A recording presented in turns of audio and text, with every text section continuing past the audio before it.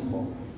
Kasi yun po talaga yung trabaho ko sa Taiwan, nung sa Taiwan pa ako, nung nasa Pilipinas po. So, ang problema ko po nung in-interview ako, kasi hindi ko nga po napalitan yung resume ko sa kailangan na hinihingi nila na trabaho. Iba po yung ibinigay sa akin iba po yung isagot ko sa interview. Magkabukod po doon, magkasalungat po doon sa resume. Pero dahil dala-dala ko ang panyo ni Yahweh at Shaddai, ipinasa po ako. Sa 12 po, 3 lang po kami natanggap. Maraming salamat po.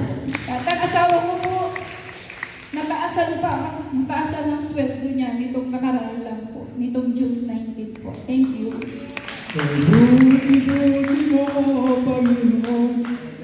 Maraming salamat po, Sister Jaja. Sadya pong wala pong pinababayaan ng Panginoon, lalo na po nasa ubasan ka ng Panginoon, lingkod ka niya, hindi ka po niya pababayaan. Pero kung minsan nga po napakahirap magsalita ng ganon dahil sa mga sunod-sunod na problema dumarating sa atin. Pero yun po yung nakakapagpatatat po sa atin. Amen. Dahil hindi nga, talaga yung para sa kanya talaga binigay. Kaysa nang bibigay yun, tapos nakakapapasya kung anong trabaho yun. Amen. Diba?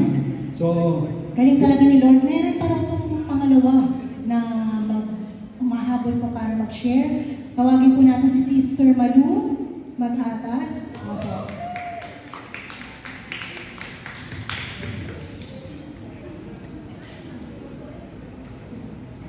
Magandang hapon po sa ating lahat. Yahweh Shaddai. Una po sa lahat, nagpapasalamat po ako na nakabalik ako ulit after 13 years. Kasi po umalis po ako. Pumunta po ako ng Edmonton year 2012. Then bumalik ulit ako kasi anniversary nila dito, 18 years. Tapos yun po, kaya ngayon pa lang po ako nakabalik. Papasalamat po ako sa ating Diyos na buhay sa patuloy ng paggabay. Sa biyahe ko, supposed to be August ako na pupunta para mag-visit sa inyo at kay Nanay Remy. Kaya lang mahal po ng pamasahe. So umurong na umurong hanggang sa try ko nga ang June. So kaya po ako nakapunta rito. God will provide po sa pamasahe.